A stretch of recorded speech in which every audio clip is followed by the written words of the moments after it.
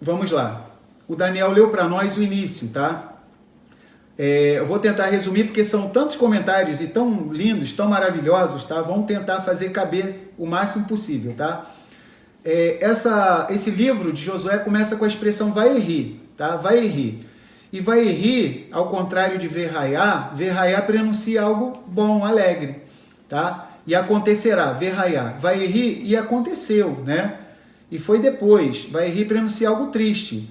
Por que que o livro de Josué começa com vai-erri? Porque Josué, ele era extremamente apegado ao seu mestre, Moshe Rabbeinu, nosso professor Moisés. Então ele perdeu não apenas um mestre, um professor de Torá, mas ele perdeu o seu melhor amigo.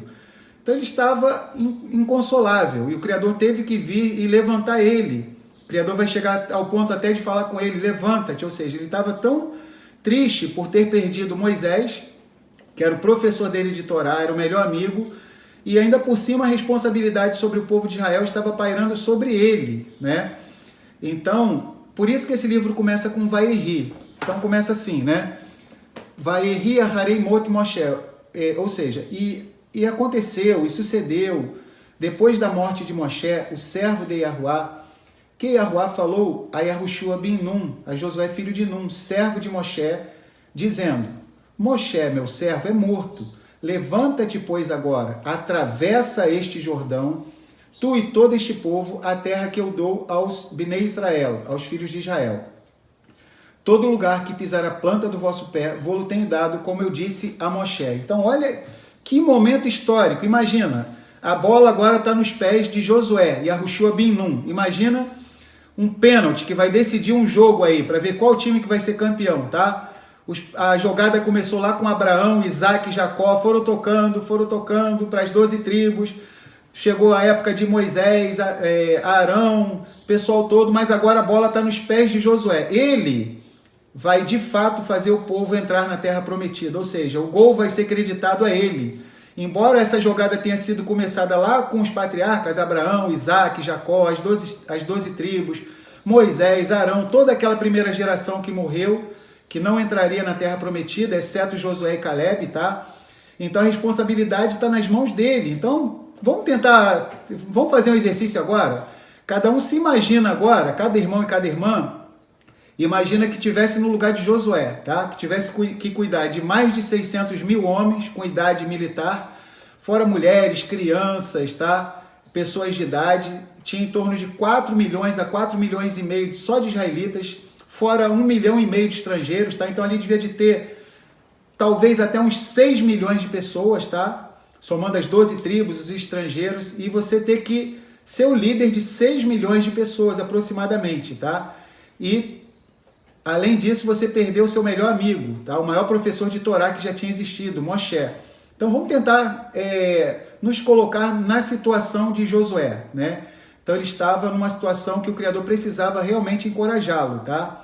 Então vamos lá, vamos ler alguns comentários.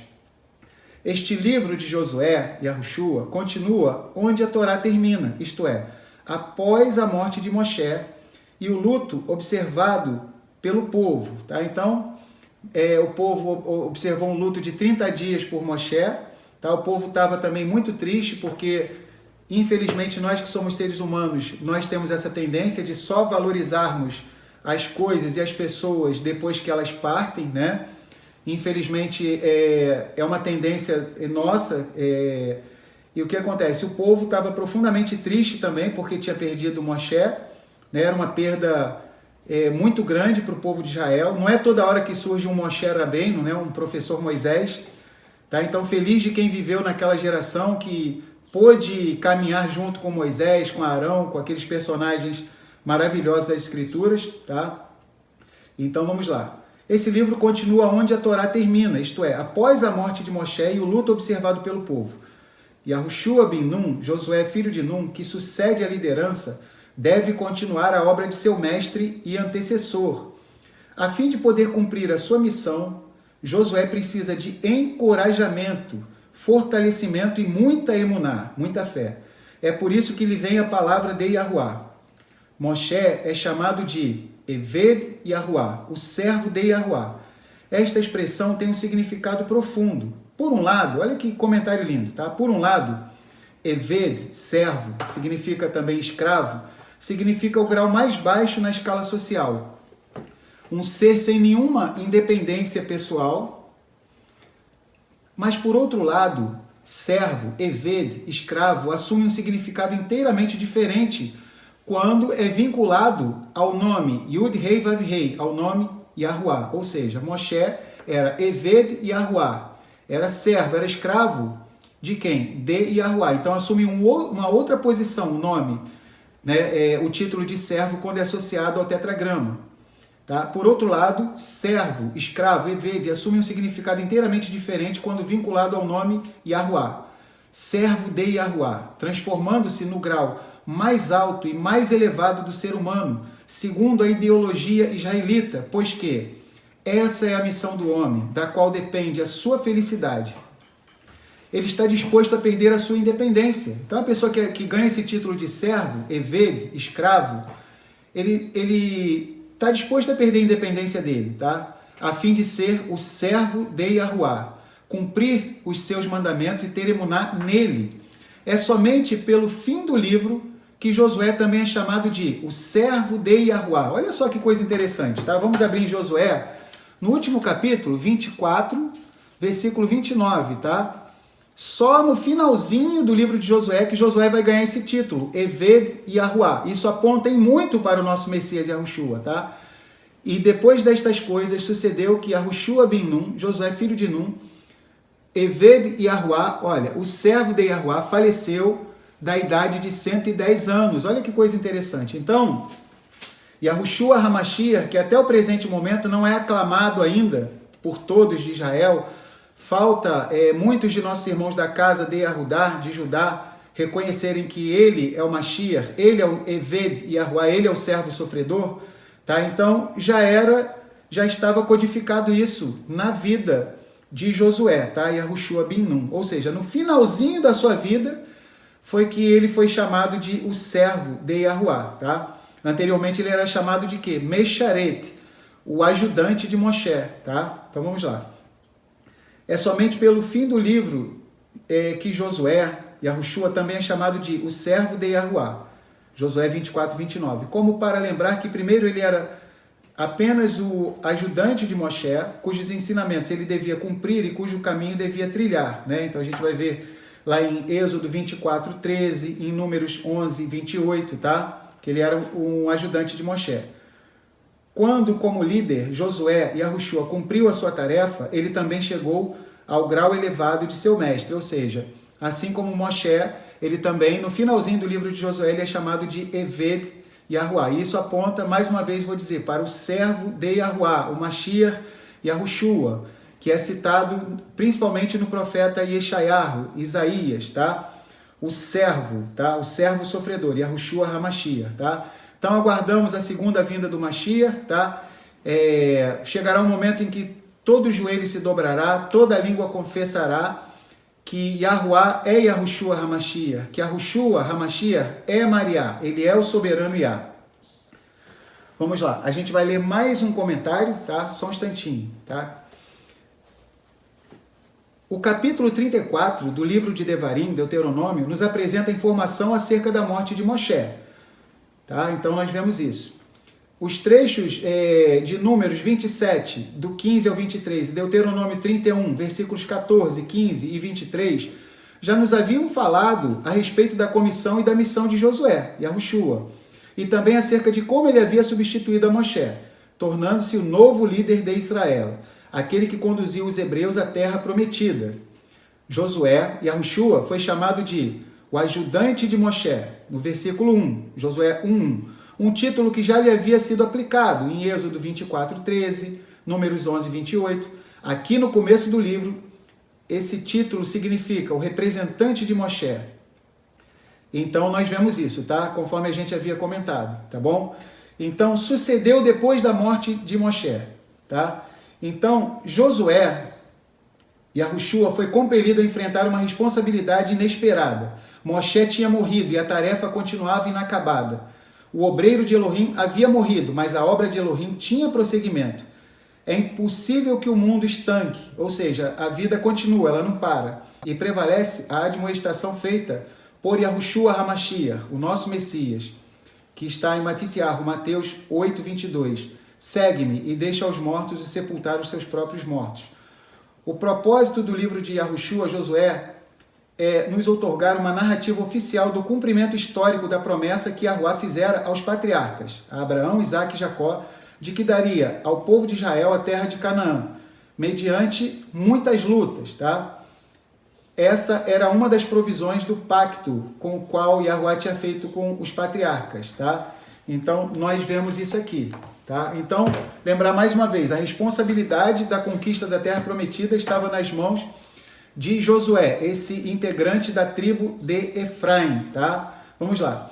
Então, versículo 2 diz assim, Moshe, o Criador está fazendo de tudo para encorajar Josué. Em Josué 1:2, o Criador fala, Moshe, meu servo é morto, levanta-te. Se o Criador fala levanta-te, é porque Josué estava caído, né? Estava muito triste. Levanta-te, pois, agora, atravessa este Jordão, tu e todo este povo, a terra que eu dou aos filhos de Israel. Então, uma reflexão que a gente tem que fazer é que o Criador, ele nos dá muitas bênçãos, tá? Bendito seja o Elohim e Pai do Adonai Yahushua HaMashiach, que nos abençoou com toda sorte de bênçãos espirituais nas regiões celestes. Está lá em Efésios, capítulo 1, tá?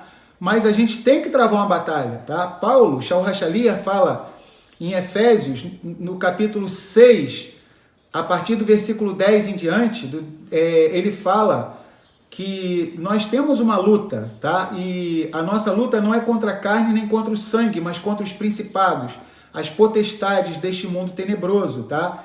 Então existe uma luta que travamos física na nossa vida e uma luta espiritual também, tá? Vamos lá. Vamos ler o comentário do versículo 2. O luto pela morte de Moshe teve um profundo efeito sobre o estado de espírito do povo. Durante 30 dias as atividades comunitárias permaneceram paradas. Então imagina, né? O povo ficou de luto 30 dias por Moshe, até cair a ficha, né? Para entender. O povo deveria ter pensado, poxa, se com Moshe aqui, né? A gente já aprontava, imagina sem Moshe, né? Então o povo estava torcendo para que Josué viesse ter êxito em seu ministério, tá? A gente vai ver que o povo encoraja Josué, tá? E a gente vai ver no livro de Josué que, por exemplo, em Israel, os próprios, todos os estudiosos das Escrituras reconhecem que o povo acabou sendo mais obediente a Josué do que ao próprio Moisés, tá? Por incrível que pareça, tá? E isso aponta também para o nosso Messias Yahushua, tá? Ou seja, toda obediência deve ser direcionada a Yahushua HaMashiach, o nosso libertador, tá? Então o povo estava atônito, né? Porque tinha morrido Moshe, toda a nação estava envolvida pelo luto. Foi por isso que, passados os dias de luto, em 7 do mês de Nissan, Yahuwá falou com Josué, Yahushua, para animá-lo e estimulá-lo a iniciar a grande tarefa que estava diante do povo, a conquista da terra, que necessitava de muito empenho. No final deste versículo existe a promessa, que eu lhes dou aos filhos de Israel. A expressão este povo, olha que coisa interessante, tá? O Criador em Josué 1:2 fala, tu e todo este povo, né? Quem iria atravessar? Josué e todo este povo, tá? A expressão este povo alude ao fato de se tratar aqui da nova geração, por isso que o Criador fala, tu e todo este povo. Lembrar que Moshe era tão unido ao povo dele, que assim como o povo dele não pôde entrar, aquela primeira geração, ele também não entrou. Tamanho era o apreço que ele tinha pelo seu povo. Então é um dos motivos também que se comenta muito em Israel, tá? Que no cálculo do Criador, tá? Claro que foi por causa da desobediência de Moshe, que ele feriu a rocha ao invés de falar, mas no fim acaba dando tudo certo. Ou seja, aquela geração de Moshe, tá? Que não entrou, Moshe também não entrou. Quem entra é Josué e a nova geração, tá? Então vamos lá. Vamos continuar aqui. Foi por isso que, passados os dias de luto, em 7 do mês de Nissan, Aviv, Yahuwá falou com Josué para animá-lo e estimulá-lo a iniciar a grande tarefa que estava diante do povo, a conquista da terra, que necessitava de muito empenho. No final deste versículo existe a promessa, que eu lhes dou aos filhos de Israel. A expressão este povo alude ao fato de se tratar aqui da nova geração, que tinha sim condições para entrar na terra prometida. A geração que saiu do Egito, com exceção de Josué e Calebe, morreu no deserto por causa do pecado dos espiões. Então, essa geração aqui, tá? ela é uma geração que tem condições de entrar na Terra Prometida, uma geração que nasceu no deserto, tá? Aquela primeira geração tinha uma mente, vamos dizer assim, muito limitada, por ter servido durante muito tempo debaixo da opressão dos egípcios, do faraó, tá? Então tinha dificuldade até em entender a sua liberdade. Agora nós vamos ler o versículo 3. Todo lugar que pisar a planta do vosso pé, vô-lo tenho dado, como eu disse a Moshe.